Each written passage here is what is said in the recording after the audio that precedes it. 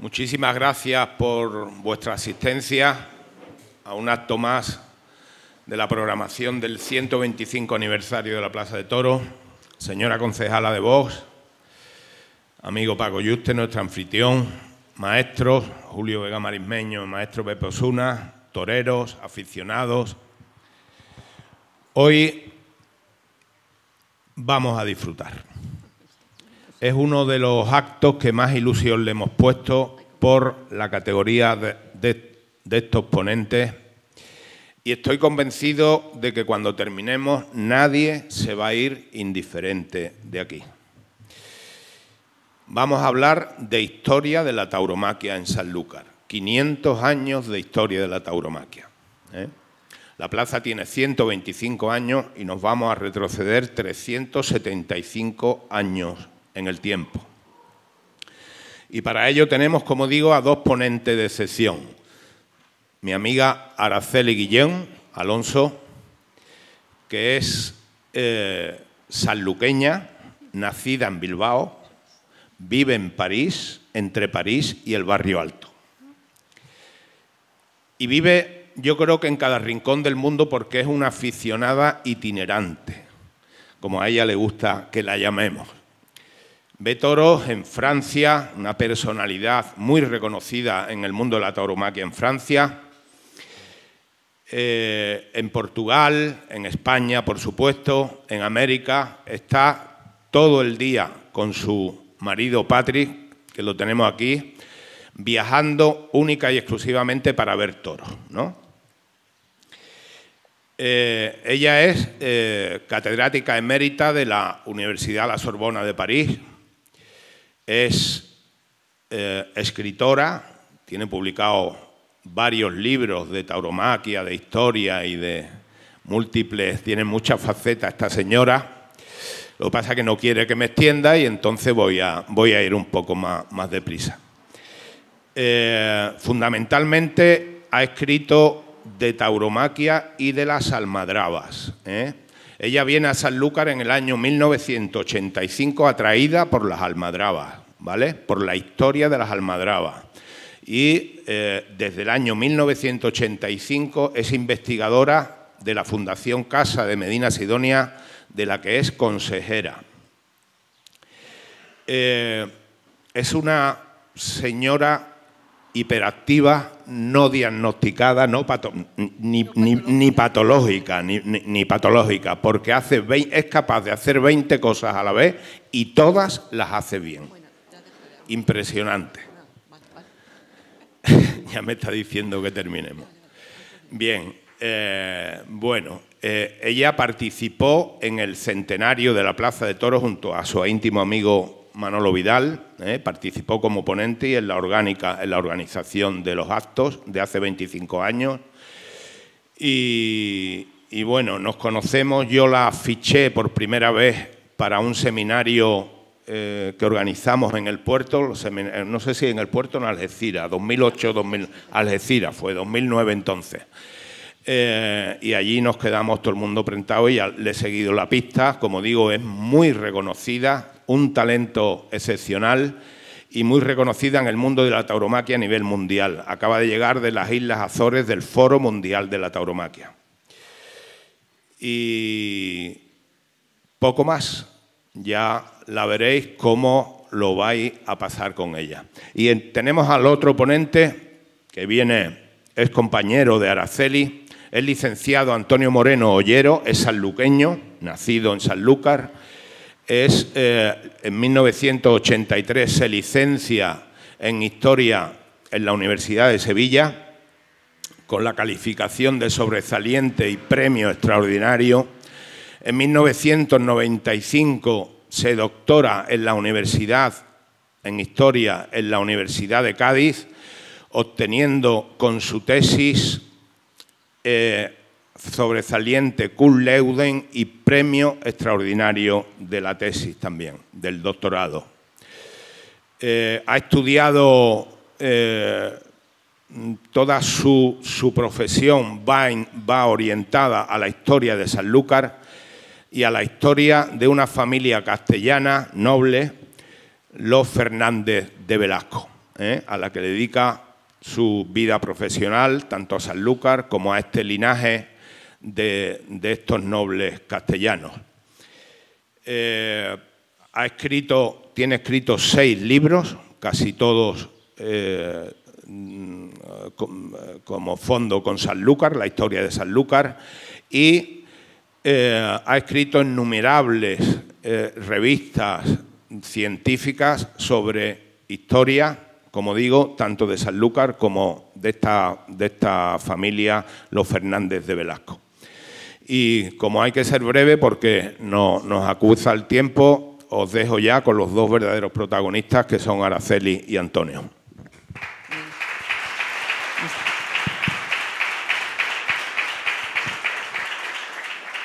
Hola, buenas tardes. Aunque solo sea por antigüedad, me toca abrir. Bueno, damos gracias a los organizadores. No quería que se extendiera demasiado Antonio porque, en primer lugar, siempre es un poco... Sí, la modestia sufre mucho con esto de oír tantas cosas bellas cuando los amigos las dicen, aunque siempre sea agradable. Y sobre todo porque tenemos mucho que decir. Entonces, como no queremos aburrirles ni quedarnos aquí eternamente, pues tenemos que empezar. Damos gracias a los organizadores, muy en particular a Antonio, que es el que se puso en contacto con nosotros. Estamos encantados de estar aquí, agradecemos su presencia, desde luego. Y efectivamente, hace 25 años celebramos el centenario de la Plaza del Pino, una serie de conferencias que se dieron en el Auditorio de la Merced. Y ahí me tocó hablar. En realidad las hicimos en mayo del 99, un año antes, anticipando la efeméride.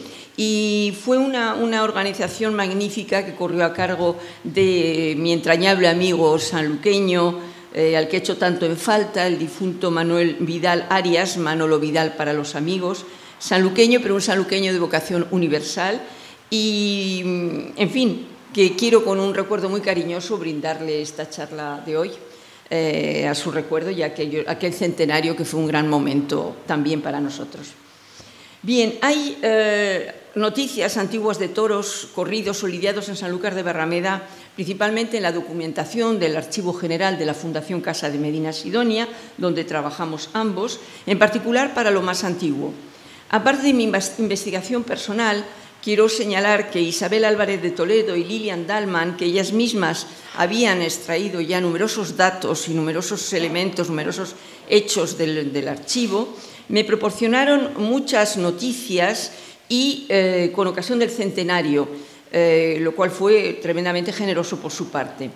En cuanto al archivo municipal, varios historiadores de épocas muy diversas, sanluqueños, ya bucearon en sus fondos, desde Velázquez Gaztelu, el más antiguo, o Pedro Barbadillo Delgado, hasta personas recientes, algunas de las cuales pueden estar aquí, Servando Repeto, o Nieves García Ortiz, José María Hermoso Rivero, o Ana Gómez Díaz Franzón, por citar a los que más he leído. Sin embargo, los datos taurinos que procedan del archivo ducal o que procedan del archivo municipal, como pasa en toda España, siempre son datos muy dispersos y son datos, como diría, muy poco explicativos. Nos quedamos siempre con las ganas de saber más. Es una pequeña línea y no nos enteramos exactamente de lo que pasaba con detalle, ¿no? Aún así, lo que sí podemos comprobar es que Sanlúcar de Barrameda adoptó en todas las épocas, para sus fiestas y celebraciones, las mismas formas taurinas que imperaban en el resto de España. No hay una diferencia notable ni en el siglo XVI, ni en el XVII, ni en el XVIII entre lo que ocurre en Sanlúcar y lo que ocurre en Valladolid, por decir algo, o en Lerma, o en Burgos, o en Salamanca, o en Madrid, o donde queramos. Siempre el hombre se enfrentaba al toro a pie o a caballo, no fue uno antes del otro, si fue uno antes del otro fue primero a pie y después a caballo, y alternando festejos populares en los que imperaba el hombre a pie, con festejos más aristocráticos, más señoriales, en los que entraba en juego el hombre a caballo, como lo vamos a ver inmediatamente, puesto que voy a ceder el micrófono a Antonio para que él nos hable de los siglos más antiguos, el XVI y el XVII, y después yo tomaré la palabra después para seguir con las épocas más recientes. Muchas gracias, Araceli. Muchas gracias, Antonio. Muy buenas tardes y gracias a todos por su asistencia. Este trabajo que he titulado Fiestas y Toros, pues comprende los siglos XVI y XVII. La noticia más antigua de un festejo taurino en Sanlúcar de Barrameda corresponde al año 1502. Es la noticia más antigua, 1502. El 24 de marzo de este año, un jueves santo, nacía en el Palacio Ducal, a la hora de la Ave María, el sexto duque de Medina Sidonia, don Juan Alonso de Guzmán. Y 3 días después, el domingo de Pascua de Resurrección, se lidiaban toros en la plaza pública de la villa, es decir, la de arriba, la que hoy conocemos como Plaza de la Paz. Esa es la plaza pública de la villa, el centro, el foro, diremos, de la villa, de la zona amurallada. También se jugaron o corrieron cañas y vinieron a las fiestas caballeros de Jerez, invitados por los señores de Sanlúcar. Cualquier acontecimiento o suceso feliz en el seno de la familia de los duques, los señores de Sanlúcar, como la venida de los duques a la villa, el nacimiento de un hijo, un casamiento, la onomástica del señor de la villa, era motivo de alegría para todo el pueblo. Y para festejarlo, como no podía ser de otra manera, se corrían o lidiaban toros, que son los 2 términos que siempre se utilizan en la documentación para referirse a la fiesta de los toros. Correr toros, lidiar toros. A buen seguro que esos caballeros que vinieron de Jerez, caballeros nobles, montados a caballo, participaron tanto en el juego de cañas como en la lidia de los toros. Junto con los toros era muy frecuente que se corrieran cañas. Las cañas eran un juego muy celebrado en la España de los siglos XVI y XVII en las plazas mayores. En este juego se simulaba una acción bélica. Hileras de hombres montados a caballo, normalmente nobles, se tiraban cañas a modo de lanzas o dardos y parándolas con el escudo. Se hacían cargas de combate y retirada. Otro antiguo dato sobre festejo de toros, fiestas de toros en Sanlúcar, corresponde al año 1512, día 8 de junio, día del Corpus Christi. En estos siglos XVI y XVII, la fiesta religiosa más importante en Sanlúcar era esta del Cuerpo de Cristo. Y como fiesta y toros van de la mano, pues evidentemente se corrieron toros. De igual manera, cualquier evento importante en la familia real, no solamente en la familia señorial, los gobernantes de Sanlúcar, sino que cualquier suceso importante en la familia real era también motivo de celebración y el cabildo sanluqueño o los duques mandaban lidiar toros, como por ejemplo cuando el nacimiento del rey Felipe II en junio de 1527 o la llegada a España del emperador Carlos V en 1533 después de largos años de ausencia. La llegada de los duques a Sanlúcar se festejaba mucho.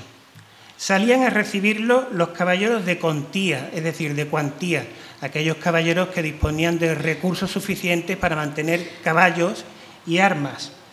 Se limpiaban todas las calles, se barrían, se ponían paños y colgaduras en los balcones, se echaba juncia, un determinado tipo de hierba, juncia y cañas verdes por las calles por donde iban a pasar, y el domingo, evidentemente, pues se lidiaban toros. Uno de los acontecimientos que más se celebraron en Sanlúcar fue el traslado de residencia de los duques de Sevilla a Sanlúcar, que se produjo en marzo de 1524. Dejan Sevilla y establecen la corte en Sanlúcar, en la capital de los estados, del estado Medina Sidonia. Se celebraron toros, hubo juegos de cañas, danzas de espadas que celebraban los distintos oficios. Danzas de las mujeres de amores se sacaron de la mancebía para que también interviniesen en estos festejos. Hubo también, algo muy curioso, fiestas de moros y cristianos en Sanlúcar. Se colocó, se hizo una fuente de vino blanco en la plaza de abajo, en lo que iba a ser la plaza del Cabildo, y una fuente de vino aloque en la de arriba. Y de noche hubo fuegos artificiales y luminarias de alquitrán en todas las torres para iluminar la villa. Cuando se corrían o lidiaban toros en la plaza pública de la villa, la Plaza de la Paz, la de arriba, el ayuntamiento mandaba preparar o acondicionar el coso para la corrida. La plaza aún no estaba empedrada. Se cerraban todas las calles que se abrían a la plaza con carretas o lo que la documentación llama talanqueras o andamios de madera. Además de estas barreras, se montaba un tablao donde los regidores podrían presenciar el espectáculo, los regidores, los alcaldes y, por supuesto, el principal, después del duque, el corregidor. El 7 de julio de 1533, en la fiesta del Corpus, que tanto se celebraba, el ayuntamiento, que se situaba en la misma plaza, en lo que se conocía como la Casa y Torre del Cabildo, que no es el cabildillo que conocemos hoy día, esa esquina que encontramos en la Plaza de la Paz, sino que se situaba en una segunda planta, estaba en alto, el ayuntamiento, en una de las antiguas torres de Sanlúcar de Barrameda. Aquellas torres de Sanlúcar que se encontraron los reconquistadores cuando se reconquistó esta ciudad. Pues una de esas torres servía para el cabildo, de la misma manera que una de esas torres parece ser que sirvió para construir la torre de la parroquia de la iglesia mayor. Pues el ayuntamiento se gastó en esa fiesta 1.417 maravedís, en las talanqueras, esas barreras, el coso y el corral para encerrar a los toros. De todos los preparativos de los festejos se ocupaban 2 regidores o concejales, los llamados diputados de fiestas. No solo se corrían toros en la plaza de arriba. En la Navidad del año de 1533 se compraron 3 toros, uno de los cuales costó 10 ducados, un precio realmente alto, a la familia Espínola, para echar o correr en la calle de los Bretones. Aquí tenemos recogidos varios datos, están recogidos tanto en el archivo de la Fundación Medina Sidonia como en el archivo municipal, de correrse toros y también de practicar el juego de la sortija en la misma calle de los Bretones, la de los mercaderes de Bretaña. 2 toros se echaron el día de Navidad y un tercer toro el domingo 28 de diciembre. La primera vez que tenemos constancia documental de una corrida de toros en la plaza de abajo, la de la ribera del mar, del río, lo que vamos a conocer luego ya como Plaza de San Roque, unida a la Plaza del Cabildo, pues pertenece al año de 1537. Es el primer dato que nos dice que se corrían toros también en esta plaza de abajo. Se lidiaron toros del alcaide y alcalde mayor Rafael Espínola, uno de los principales ganaderos de la villa, dueño de varias de esas. La documentación nos dice que los toros se lidiaron y se mataron en el coso. Se lidiaron y mataron en el coso. Luego, ya muertos, se regalaron a los monasterios de la villa, que entonces eran 5, los 2 femeninos, Madre de Dios Regina Celi, y 3 masculinos, Santo Domingo, el convento de Barrameda, de los Jerónimos, y el convento de San Francisco el Viejo, el que se encontraba muy cerquita de la actual Plaza de Toros. Se celebraba el nacimiento de una hija del 6º duque, Ana de Aragón, la futura duquesa de Frías, por lo que el duque mandó comprar 6 toros. 2 de ellos pertenecían al boticario de la villa, Alonso Rodríguez. Se corrieron el día 8 de septiembre de ese año 1537, día de Nuestra Señora. Cuando pocos años después, en abril de 1552, casó esta niña, ya mujer, con el marqués de Berlanga, también se hicieron fiestas por el casamiento en la plaza de abajo. Se hizo un cadalso o tablado para que los regidores vieran las fiestas, y ya, esto es lo más curioso, ya se acostumbraba a alquilar los balcones que daban a la plaza para ver los toros, en la plaza del Cabildo. Se corrieron 6 toros por cuenta de la villa y se hizo un juego de cañas, siempre acompañaba casi siempre, cuando había toros solía haber también juego de cañas. Se hizo un juego de cañas de los vecinos de esta villa, de los que bien lo saben hacer. Digno de recordar también fue el casamiento de la hermana del 7º duque de Medina Sidonia, que todos conocemos por el suceso, por el calamitoso suceso de la Armada Invencible, el 7º duque de Medina Sidonia, que casó con su primo, el conde de Belalcázar, futuro duque de Béjar, en septiembre de 1567. Era su única hermana, su hermana mayor, y el joven duque lo celebró por todo lo alto. También fueron 6 toros los que se lidiaron en la plaza de abajo, todos de la ganadería de don Diego Altamirano. Se hizo un andamio en el cual el duque y la condesa vieron las fiestas. La madera para los andamios, las talanqueras y todo eso se llevó de las atarazanas del duque.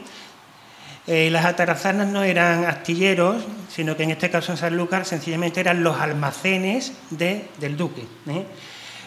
La madera se trajo de ahí, que se situaba en la calle Ancha junto a San Jorge. Ahí se situaban las atarazanas del duque.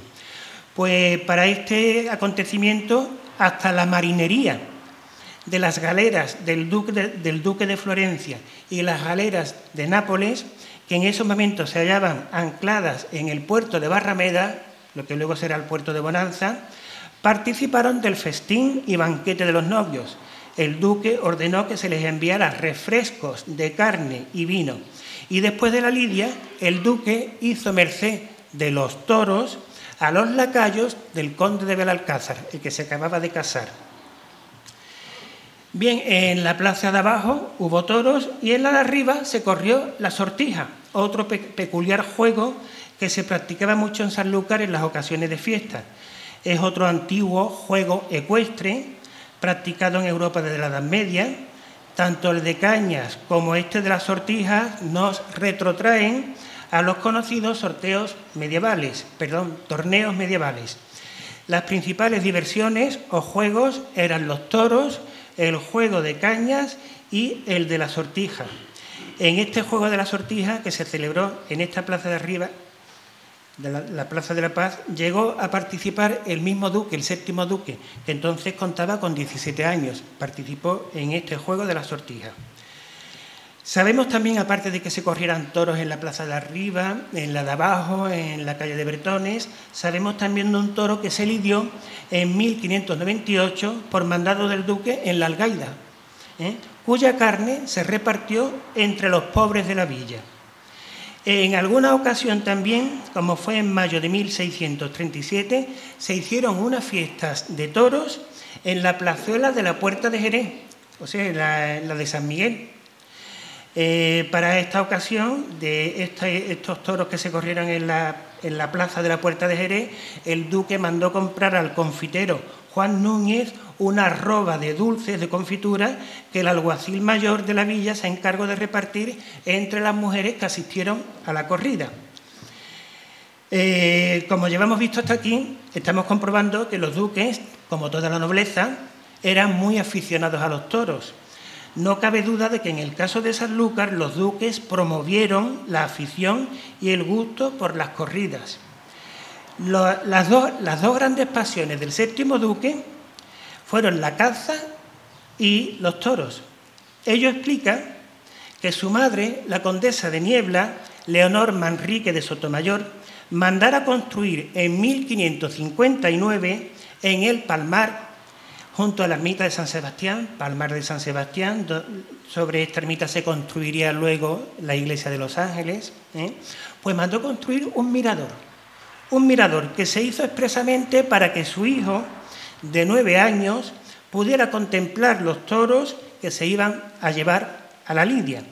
Y no fue una obra menor, porque fueron unos cuantos albañiles y peones los que trabajaron en el mirador. Concretamente fueron 3 albañiles y 10 peones, entre ellos Alí el Moro, un esclavo porque entre los peones solían aparecer, había muchos esclavos negros y moros. La verdad es que en los años de gobierno de la condesa de Niebla y de su hijo se celebraron en Sanlúcar muchísimas corridas de toros, muchas. Y también incluso en el santo del día en que nacieron ambos.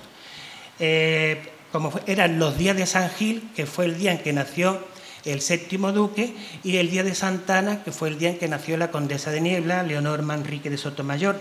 En 1577, en la plaza de abajo, para la fiesta de Santa Ana, el día 26 de julio, se trajeron 7 toros de Medina.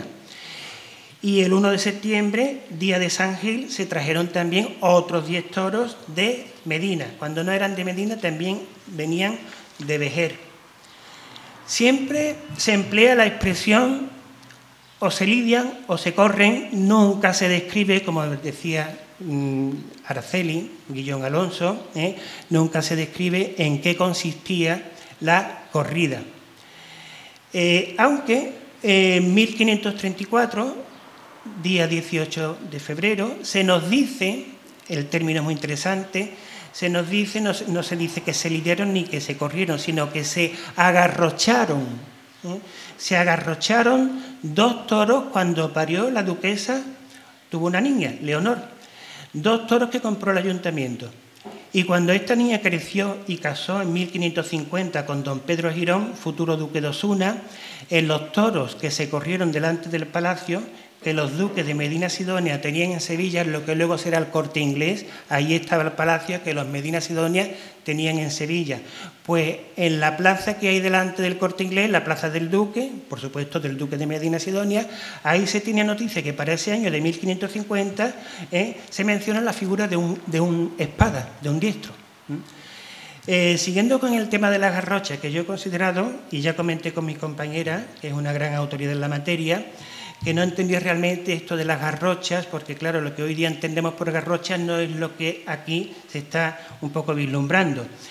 Diremos que en el año de 1581, hablando de estas garrochas, el cerrajero, a veces dice también la documentación herrero, prácticamente son sinónimos, pues el cerrajero Bartolomé de Torres hizo 3 docenas y media de casquillos para los remesones o garrochas que la duquesa mandó hacer para torear los toros. Años después, en 1593, se hicieron garrochas para los hijos del séptimo duque de Medina Sidonia, que eran 5. El mayor de ellos, don Manuel, el futuro octavo duque, que tenía en esos momentos 14 años, eran todos adolescentes, muchachos. Este es un dato muy interesante porque vemos cómo los mismos miembros de la familia ducal participan e intervienen en las corridas de toros mediante esas garrochas que realmente, más que garrochas, lo que entendemos hoy día por garrochas, por esas varas largas, serían más bien como azagallas, flechas, con las cuales ellos se entretenían también, pues lanzándolas sobre estos animales. Fijaos la cantidad de garrochas que se hacían. En 1609 la Casa Ducal pagó a un herrero 15 reales por 250 púas de hierro que hizo para garrochas de las fiestas de los toros que se corrieron en la plaza de abajo por la fiesta de San Jacinto. En otro año, en 1614, otro herrero echaba 300 pullas de hierro a las garrochas que se llevaron al tablado donde estaban todos los hijos del séptimo duque.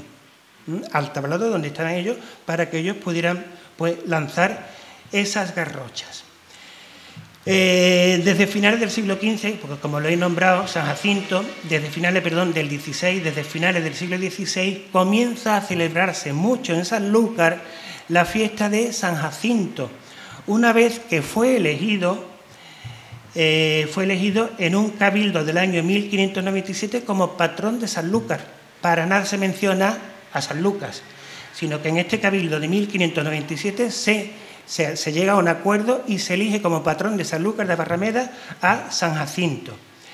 Y siempre en ese día, 17 de agosto, se correrán toros. Como os he dicho, en este año de 1597, el mismo año en que lo eligen por patrón de Sanlúcar, se corrieron toros ese 17 de agosto. Eran 6 toros, 3 venían de Medina Sidonia y 3 de lo que se decía la casta del duque, o sea, toros de la ganadería de su excelencia, del duque de Medina Sidonia. Esta ganadería venía de la otra banda del río, del Coto de Doñana, de la dehesa del Carrizal, donde el duque tenía una dehesa. Concretamente puedo dar datos de esa ganadería.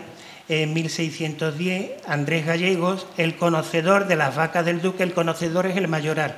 El conocedor, en la otra banda, tenía a su cargo las siguientes cabezas de ganado.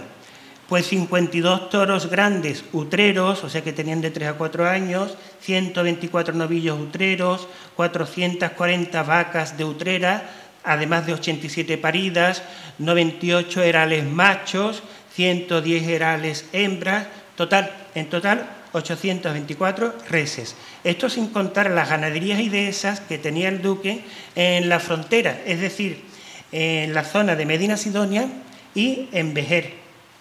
El mes de agosto, como vamos viendo, va a ser en Sanlúcar un mes muy taurino, y más cuando, a partir de 1608, se celebre por todo lo alto el Día de la Virgen de la Caridad, elegida patrona de esta ciudad en 1618.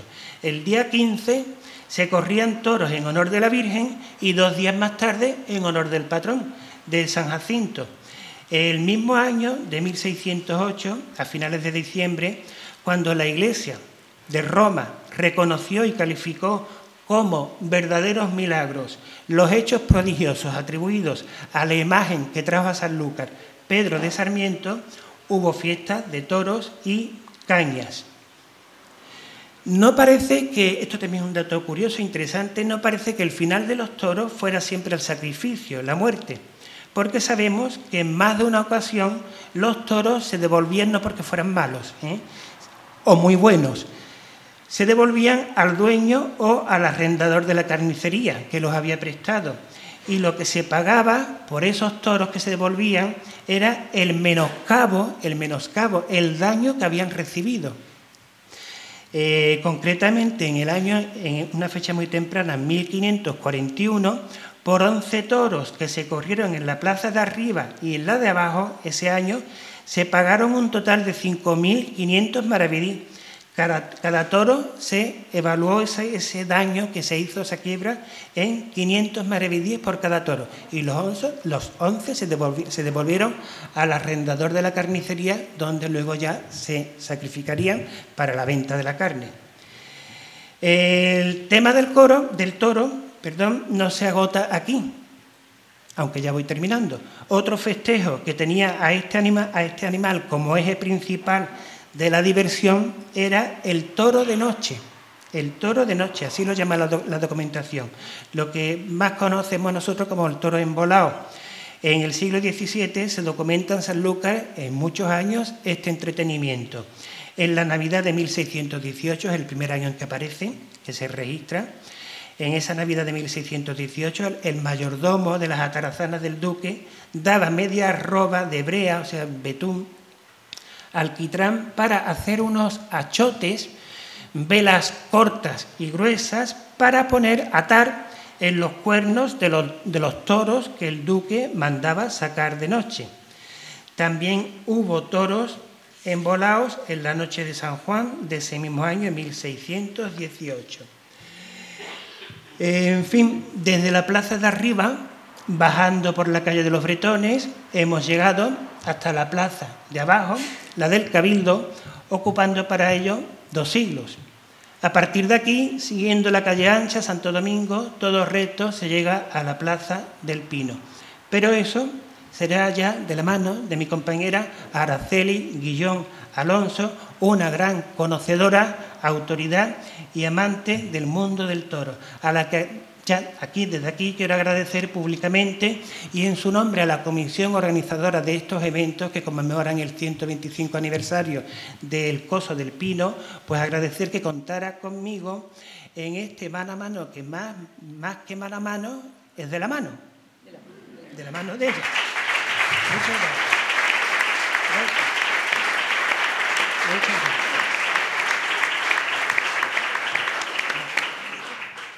Creo que no necesito insistir en ello. Realmente Antonio conoce la historia de Sanlúcar Antigua como nadie, porque lo mismo conoce el callejero, que conoce todas las costumbres, todos los tipos de impuestos que se podían pagar, absolutamente todo. Y ahora yo le he metido en este asunto de los toros y también, vamos, nos ha enseñado, nos ha dicho montones de cosas.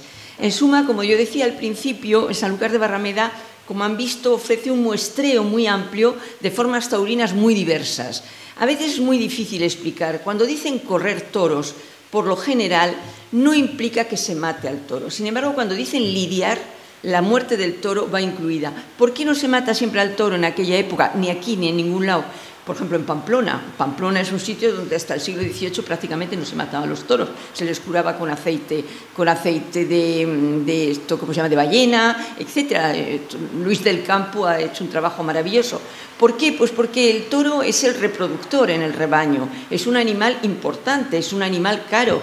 Y por lo tanto, en una economía campesina, en un momento determinado, cuando lo que lo organiza no es el duque o no es el ayuntamiento, o es un año que el ayuntamiento está bajo de fondos, pues entonces esos toros se alquilan de alguna manera, los que van a ir luego al matadero, se alquilan, se corren, como dicen, se ponen delante y no sabemos muy bien lo que hacían con ellos, se les ponen seguramente azagallas o esas garrochas, que aquí no parece ser la garrocha, sino garrochas como una especie de banderillas o algo así, para que los niños las tiraran, no pueden ser las garrochas largas, y después en la carnicería los sacrificaban. Pero lo que llama la atención es que vemos en el contexto de Sanlúcar todas las clases de toreo, como vemos el más aristocrático, como vemos toreo a caballo, y vemos juego de cañas, y vemos absolutamente de todo, como ocurre prácticamente en toda la geografía española. Bien, en 1645, a mediados del siglo XVII, el duque, ustedes lo saben, pierde la jurisdicción de Sanlúcar por razones políticas, por diferencias con el rey, por intereses de la corona, por 1000 razones, y tiene que abandonar Sanlúcar. Sale de Sanlúcar, pierde su casa, pierde no todos los impuestos, pero sí la inmensa mayoría de los impuestos que cobraba en Sanlúcar, y nosotros, los historiadores del archivo ducal, perdemos la huella de los festejos taurinos de los que ha quedado justamente, han quedado rasgos y han quedado detalles en el archivo ducal, puesto que a partir de entonces los festejos los organiza solo el ayuntamiento, puesto que ya no hay señor ducal, ya no hay señor noble, todo lo que se organice a partir de ahí lo van a organizar el ayuntamiento antes de que esto pase a los particulares. Sin embargo, el siglo XVIII es un siglo muy importante, es un siglo muy importante para nosotros los aficionados a los toros, es un siglo importantísimo. En primer lugar, tengo a un veterinario a mi derecha, es un siglo importante porque es el siglo en el que se empieza realmente una forma de selección muy empírica, muy a ojo de buen cubero, pero se va seleccionando toros. Ahora voy a decir 2 o 3 palabras sobre eso. Es también un siglo extraordinario porque a partir de la segunda mitad, en particular con estos toreros que llegaron de Ronda y que tanto torearon por este rincón del sur, se termina dividiendo el tiempo de una faena delante del toro en los tres tercios, gracias, en los 3 tercios que van a constituir la corrida moderna. Hasta entonces podía entrar el piquero, el varilargo, matar al toro, al siguiente lo mataba una espada, luego le ponían banderillas, había un desorden en cuanto a saber quién mataba y quién hacía. A partir de más o menos 1660, por ahí, un poco en todos los lugares se va produciendo este reparto, gracias en particular a la influencia, digo, de estos padre, hijo y hermanos Romero, se va produciendo este reparto en tres tercios, que es absolutamente indispensable para lo que después va a ser la corrida moderna. Es decir, en un primer tercio se pica al toro, en un segundo tercio se le ponen banderillas y el tercero es el tercio de muerte, y ahí es donde la espada cobra todo su valor. Por lo tanto, este siglo XVIII, del que no tenemos nosotros dos tantas noticias en cuanto a las corridas que se celebran en Sanlúcar, porque tampoco podíamos contarles todo aquí, sí tenemos hay un punto muy importante, que es muy cercano, que es que los duques siguen siendo propietarios del bosque de las Rocinas o Coto de Doñana.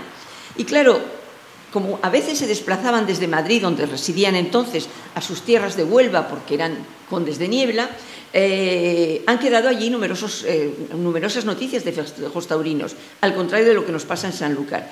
Pero como los duques desde Madrid seguían muy de cerca la cuestión taurina, asistían allí a los festejos reales, incluso el 11º duque monta a caballo, rejonea, es un verdadero torero a caballo, un rejoneador. Sin embargo, lo que es interesante para nosotros es lo que se produce bajo el 14 duque, es decir, entre 1739 y 1779. El 14 duque, don Pedro de Alcántara, es un hombre muy particular, porque al mismo tiempo es un ilustrado, y siempre oímos decir que a los ilustrados no les gustaban los toros. Este es un ilustrado ilustradísimo y, sin embargo, un gran aficionado a los toros.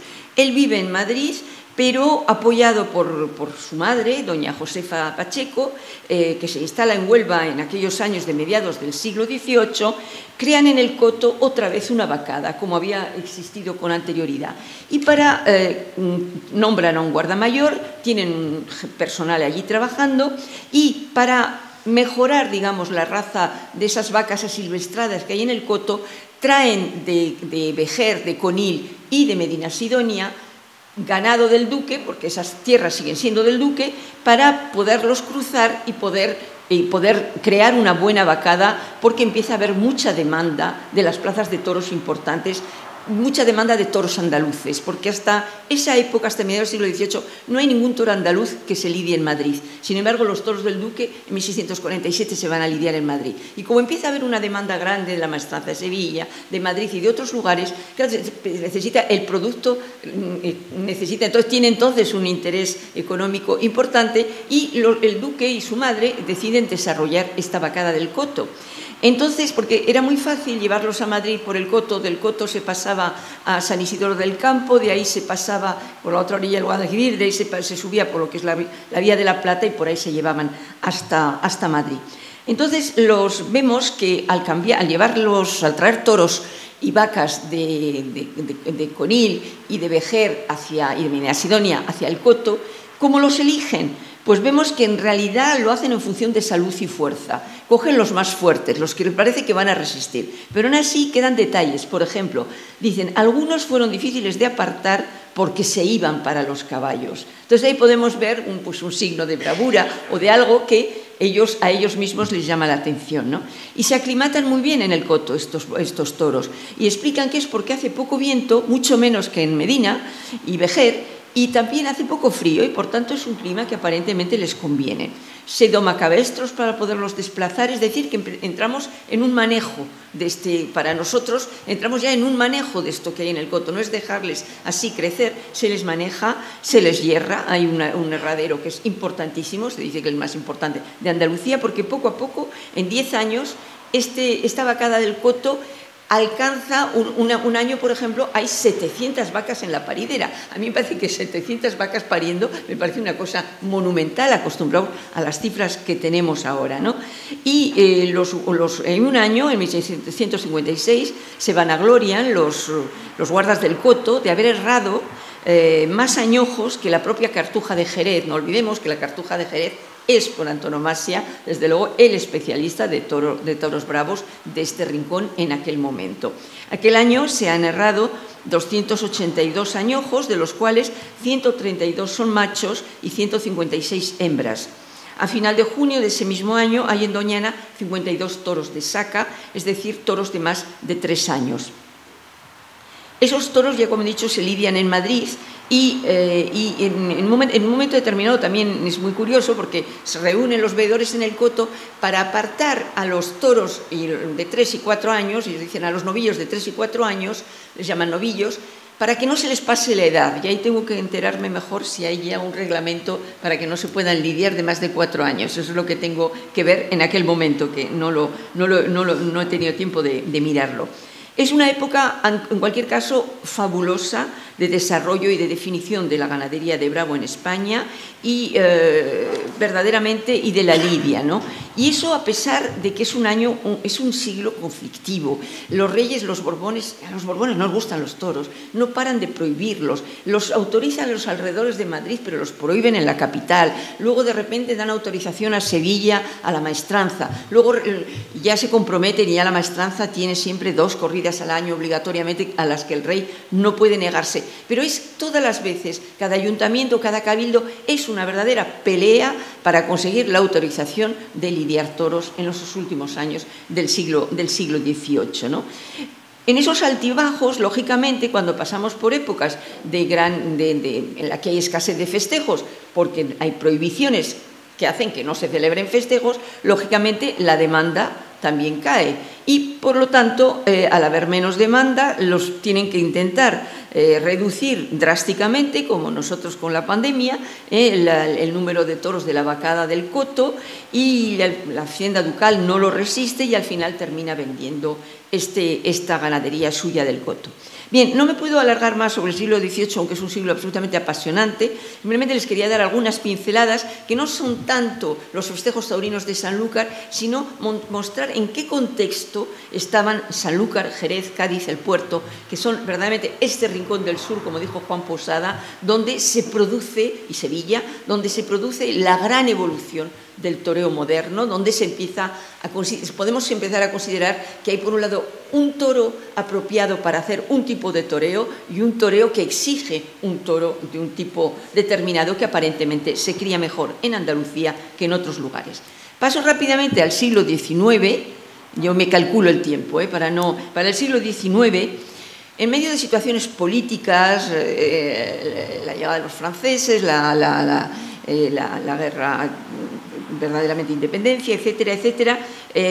A pesar de todo, un siglo bastante convulso, pero a pesar de todo, la demanda taurina se hace muchísimo mayor y ya no tiene esos problemas de prohibiciones que había conocido el siglo XVIII. Se abre mucho la tolerancia, los reyes que han restaurado la monarquía en España, digamos que no tienen la misma... No son ilustrados en todos los sentidos de la palabra, ni en el bueno ni en el malo, y a pesar de todo, lo que respecta al mundo taurino, pues resultan más favorables para la fiesta. En medio de estas situaciones políticas y económicas diversas,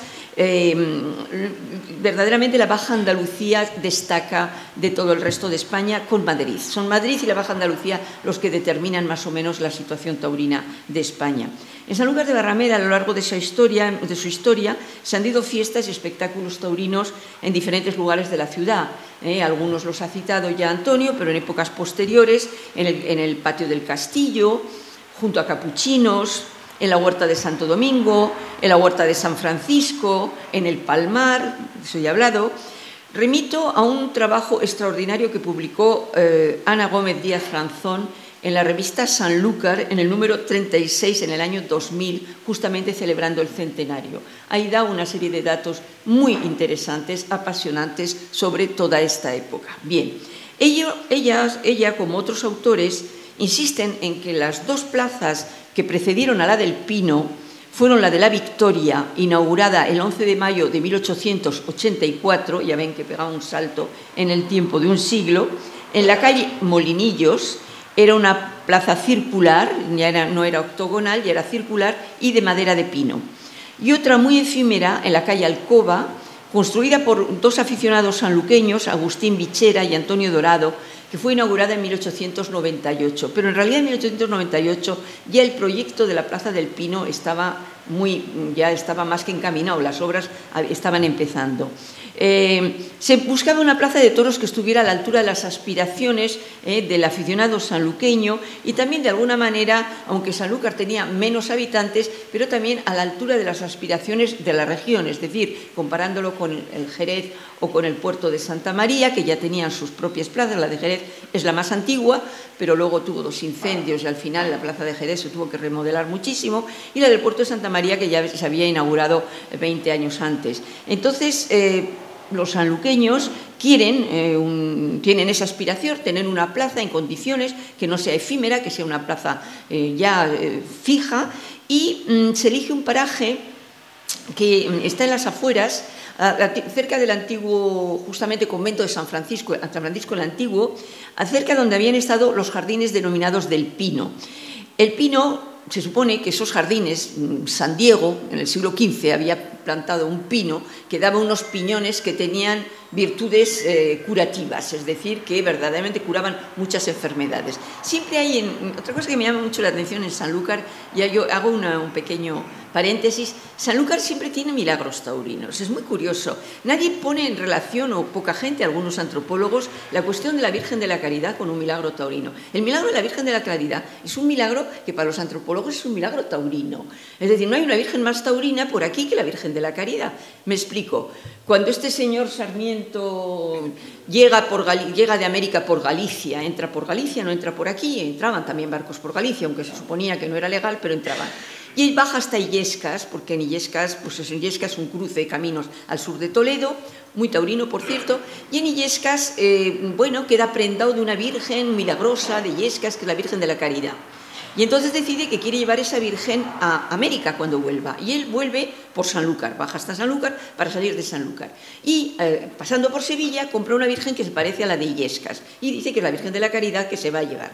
Pero en una riña nocturna en Sanlúcar, antes de poder embarcar, le pegan un espadazo en la sien y está a punto de morir. Él se encomienda a la Virgen de la Caridad y la Virgen de la Caridad le cura.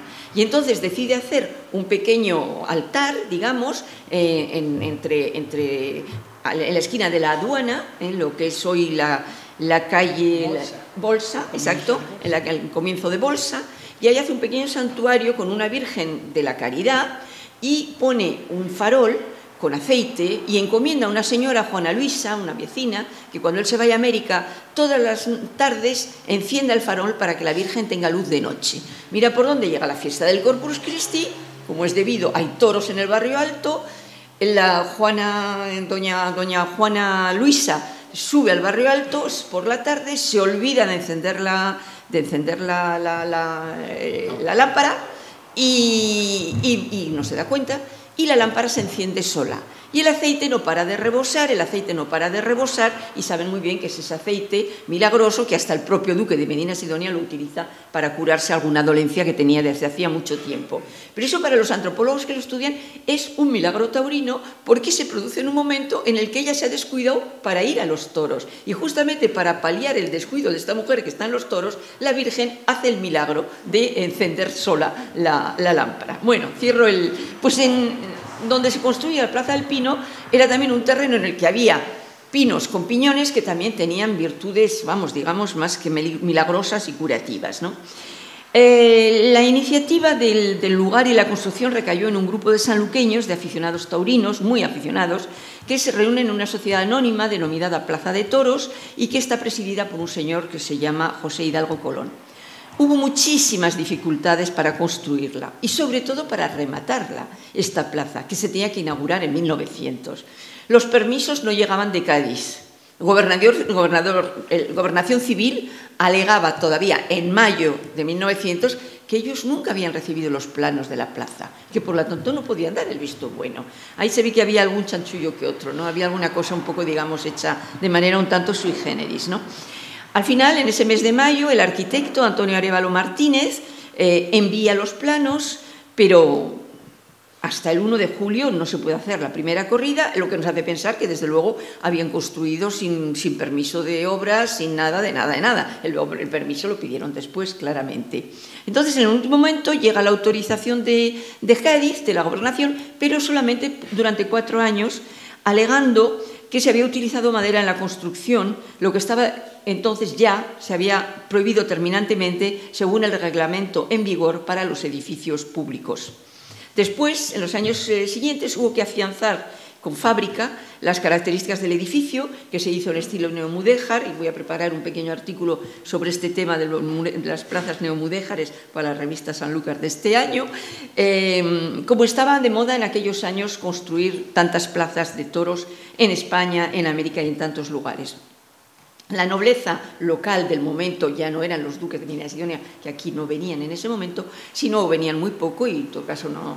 Eran los Orleans, y el infante don Antonio de Orleans y Borbón adquirió inmediatamente en 1901 un palco, el palco privado que estaba al lado del de la presidencia, con 6 localidades, por la suma muy coqueta de 10.000 pesetas, era muchísimo dinero.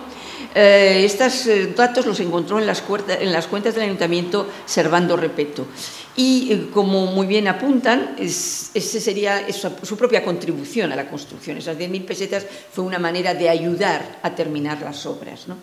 Antes de pasar a la inauguración me gustaría recordar algunos elementos, pero no voy a tardar ya mucho, 5 minutos, socioeconómicos de la Sanlúcar, que decidió dotarse en el cambio de siglo de un coso taurino fijo y de categoría, cuando Jerez y el Puerto ya tenían los suyos. Había afición a los toros y una parte de la población tenía medios económicos, como los que se constituyeron como una sociedad, ciertamente.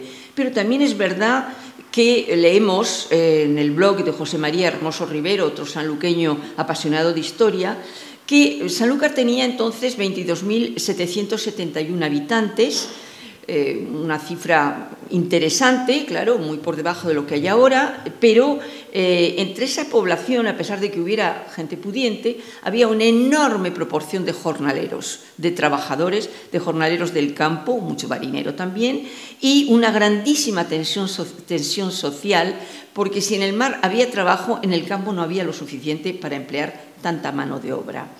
Entonces, el ayuntamiento consideró, seguramente un buen tino, aunque solo fuera un parche, que construir la Plaza de Toros era una manera de dar trabajo a muchos de esos trabajadores que estaban en el paro, y así fue. Cuando se terminó la Plaza de Toros, echaron mano de otras cosas, mejoraron la calzada o los utilizaron en la construcción, los emplearon en la construcción del pantano de Guadalcacín o incluso al final en la carretera entre Jerez y Trebujena. Esas grandes obras se organizaban también para dar trabajo y para evitar las tensiones sociales que en esos fines de siglo eran muy, muy fuertes. Aún así, hubo una gran emigración de trabajadores sanluqueños a Argentina y a Brasil. La inauguración de la Plaza del Pino fue, como sabemos, el 1 de julio de 1900, aunque no fue la inauguración oficial, son hechos muy conocidos. Se hizo con una novillada de Miura, de ahí que tiene esta relación con Miura, que ha vuelto a la casa y que Carmelo García nos trae todos los años ya como una costumbre, ¿no?, que se ha convertido en una seña de identidad de Sanlúcar. Y esta novillada fue para los niños cordobeses, para Machaquito y Lagartijo Chico. Aunque oficialmente la verdadera inauguración se hizo el 15 de julio con una corrida de toros para Emilio Torres Bombita, el sanluqueño Manuel Hermosilla, que hubiera tenido que ponerlo antes porque es el más antiguo, que estaba ya retirado, y el algabeño. En realidad el algabeño tuvo un percance unos días antes y no pudo venir.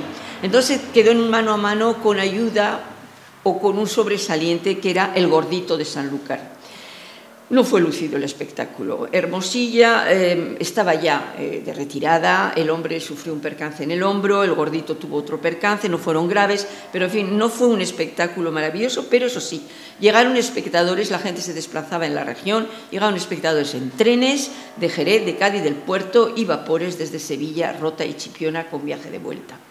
Aquel mismo año hubo otro festejo el 23 de septiembre, al año siguiente hubo toros en agosto con una magnífica faena de reverte, pero una magnífica faena de reverte, a pesar de que fue herido en un muslo. En diciembre, en el día 25 de diciembre, hubo un festejo, fecha extravagante, que fue benéfico por las familias de unos marineros cuyas embarcaciones habían naufragado en noviembre. Y ahí toreó el sanluqueño Rafael Díaz Ostión y Manuel Díaz Agualimpia.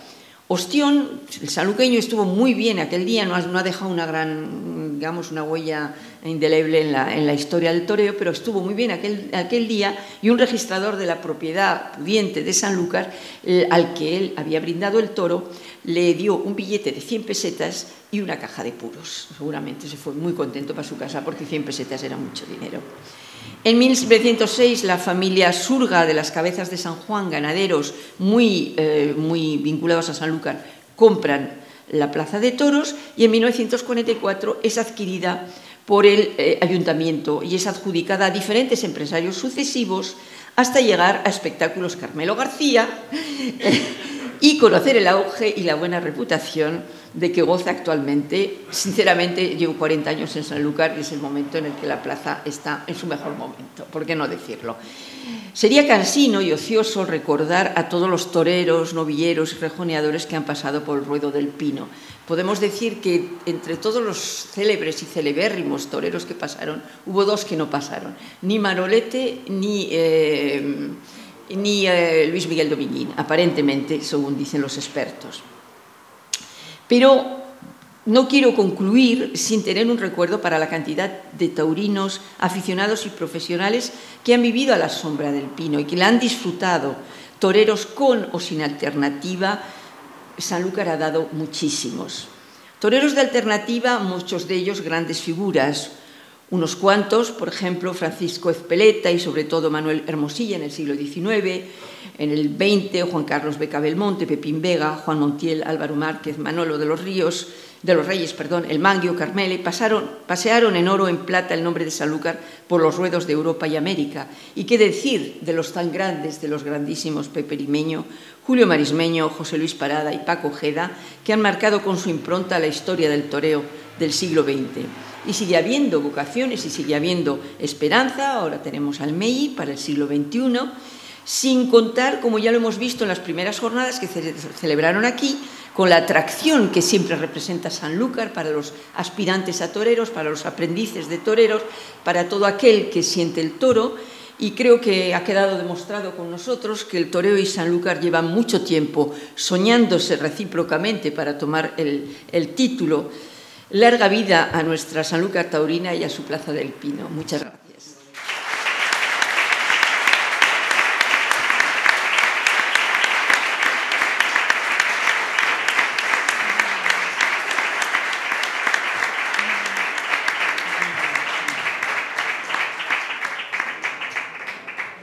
Y si alguien quiere preguntar algo, bueno, ¿has visto qué puntualidad? Dijimos que no nos íbamos a pasar de una hora y hemos hablado exactamente una hora. Es que es así, Araceli, ¿no? Muy disciplinada, muy instruida, como habéis visto, y la verdad que nos ha hecho, yo creo, que disfrutar, ¿no? A mí se me ha pasado la hora con Antonio Moreno Ollero y con ella, pues se me ha pasado la hora muy, muy rápida. Si queréis, si alguien tiene una pregunta rapidita, podemos contestar, porque no pretendo saber todo de Sanlúcar de Barrameda. Sí podemos contestar. Mejor puedes. No sé, si alguien tiene alguna curiosidad, bien sea sobre épocas antiguas o épocas más recientes. Yo tenía una sola pregunta. ¿Sospecháis, Araceli y Antonio, ¿quién, aparte de los nobles, quién participaban? Porque sí, luego los nobles dejaron sí, le dieron vidilla al pueblo, digamos, ¿no? Sí, pero... ¿Y qué tipo de toreros o qué tipo de lidia le...? Yo creo, vamos, lo veo no solamente en Sanlúcar, yo trabajo mucho sobre Talavera de la Reina, que es otra gran ciudad, hice mi tesis en Talavera de la Reina antes de venir a Sanlúcar, y es una gran ciudad taurina también. Y ahora, con motivo del aniversario del centenario de la muerte de Joselito el Gallo, hemos hecho muchas cosas en Talavera y he trabajado mucho también sobre las mismas épocas. Y el problema es más o menos el mismo en todos los lugares. En primer lugar, este enfrentamiento del hombre con el toro es algo ancestral, quiero decir. Que juegue con él, que se ponga él a prueba si es un mozo que quiere ver si tiene valor o no tiene, que lo mate o que no lo mate según el momento, la circunstancia de la fiesta, eso es algo permanente en toda la historia de España. Quizá la forma más antigua de correr toros sean los toros ensogaos. Y aquí no hemos encontrado muchos ejemplos de toros ensogaos, tiene que haberlos. Es decir, ese toro al que se le pone una soga al cuello o en los pitones y que corre y los mozos y los chavales y la gente se pone delante y corre. Y es la forma más antigua de enfrentamiento con el toro que existe y no se acaba con la muerte del toro, ni mucho menos. La muerte del toro quizás sea la aportación que hizo la nobleza, porque cuando la nobleza se sube a caballo a partir del siglo XV y se interesa por esta cuestión taurina, hacía mucho tiempo que los hombres jugaban con los toros y se enfrentaban a los toros en los pueblos, en los campos y en muchos sitios. En un momento determinado el noble lo ve como un ejercicio preparatorio para la guerra, porque el noble más diestro es el que monta bien a caballo y sabe utilizar bien las armas. Por lo tanto, lo ve como, digamos, un desafío personal el enfrentarse con el toro. Cuando el noble se sube a caballo y es un espectáculo que complace muchísimo a las élites y que todo el mundo defiende, sobre todo los reyes y demás, nunca deja de haber alrededor gente que le pone el toro en suerte. Porque los toros, yo lo veo en otras plazas, los toros, en algunos sitios donde los documentos son más explícitos, los toros no son muy bravos. Es decir, que como las plazas, o nosotros hemos hablado de épocas posteriores, pero en el siglo XVI o el siglo XVII, cuando se hace en una plaza cuadrada, imagínense las querencias que los toros podían tener a las cuatro esquinas, y como se metieran allí y no hubiera alguien a pie para sacarlos de allí, el caballero se podía volver loco a caballo para intentar sacarlos y lidiar al toro. Entonces, la presencia del hombre a pie, de una manera o de otra, siempre ha estado ahí. No es el hombre.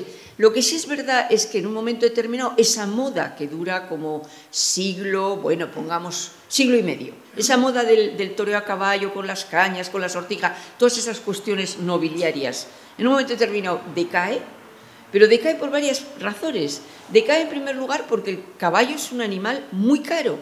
Y el noble en un momento determinado está bastante arruinado como todo el país y dice, a mí que me paguen el caballo, porque yo no puedo sacrificar 2 o 3 caballos en un festejo. O si no, en Madrid dicen que el rey me dé los caballos y entonces salgo, pero si no me ponen los caballos, pues claro, mueren muchos caballos.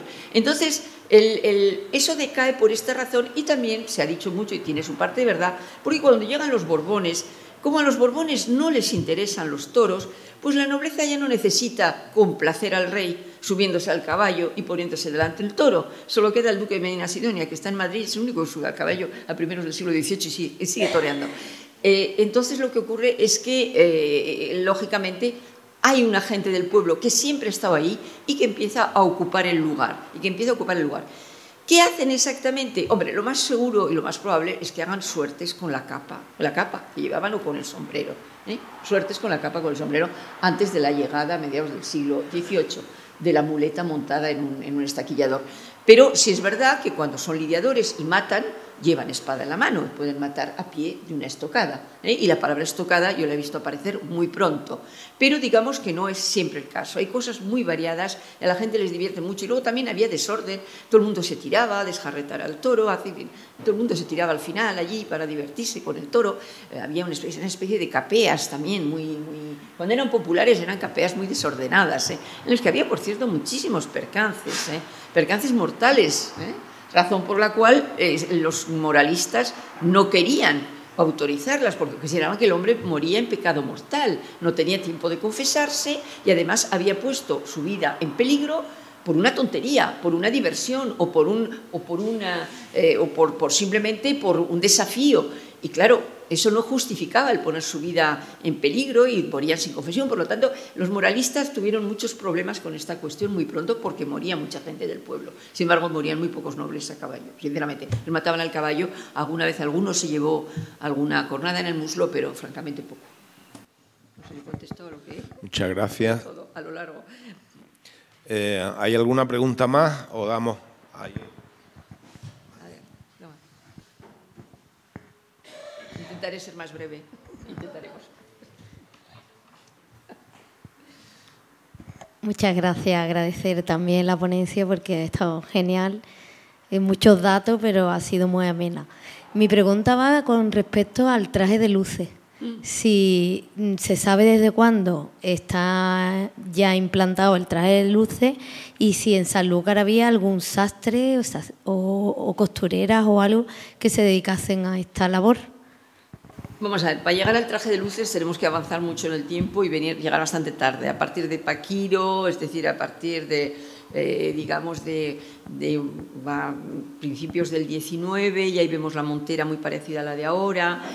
Con anterioridad, cuando vemos no sé, por ejemplo, cuando vemos a los toreros de Sevilla, los de Ronda y los sevillanos, que sean costillares, que sean todos los que he citado antes, llevan unos trajes que conservan, y de hecho esto todavía existe, que conservan las sombreras de esa especie de pasado militar, como lo veían como un ejercicio militar para la guerra. Los nobles quedaron las sombreras, y si nos fijamos, las sombreras siguen quedando aquí. Luego, por lo demás, iban vestidos más bien en el 18 como majos o majas, con esa coleta, pero el traje de luces, propiamente dicho, es mucho más tardío. Y yo no creo que siendo, no sé ni, quizá en Sevilla, pero no creo que no sé si en Jerez o en el puerto, no, desde luego. En Jerez puede ser que hubiera algún sastre de torero, me vuelvo hacia mis amigas jerezanas, pero me parece muy poco probable porque no había tantísimos festejos y el vestido de luces hay que remontarse a finales del siglo XIX para que empiece a parecerse un poco a lo que tenemos. Claro, lo que vemos ahora son cosas maravillosas, es otra historia. No sé quién haría, seguramente habría alguna costurera que haría cosas, pero no sé si era específicamente sastre de toreros.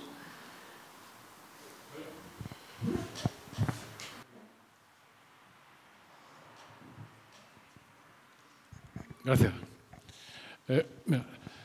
Más que una pregunta, quería hacer un par de apuntes citando dos documentos al hilo de lo que habéis pronunciado. No quiero que pasen desapercibidos estos dos documentos.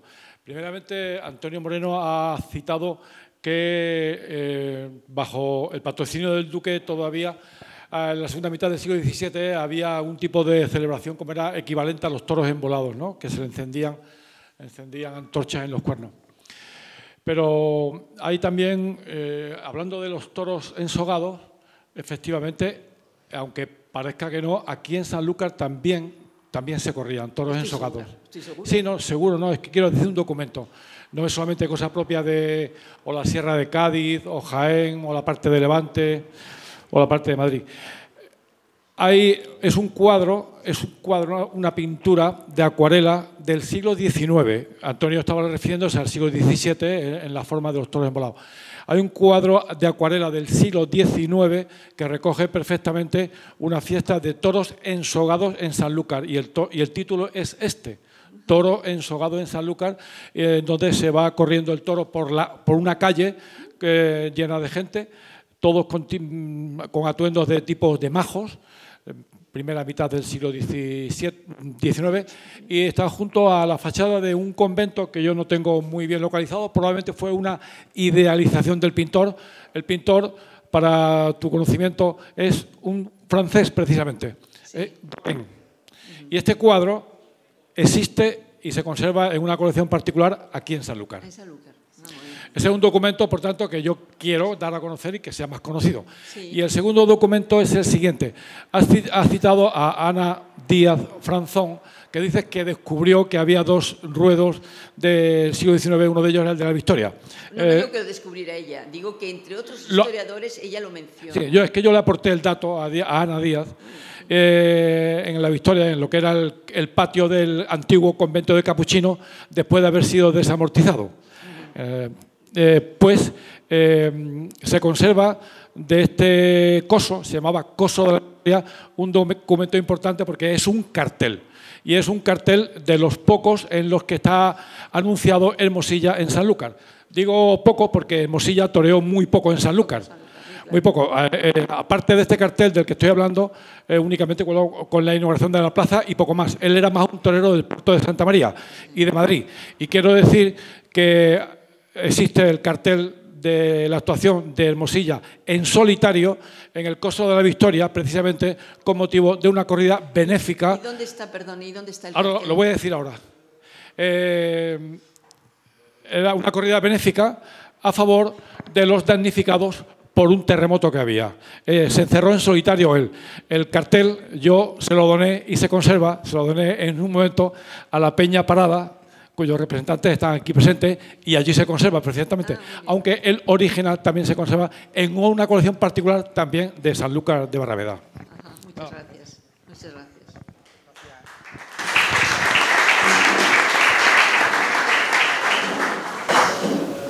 Bueno, si no hay ninguna pregunta más, yo creo que damos por finalizado el acto. Yo pediría al maestro marismeño y a la senadora Carmen Pérez que le entreguen los distintivos, los recuerdos del 125, maestro Carmen. Vamos.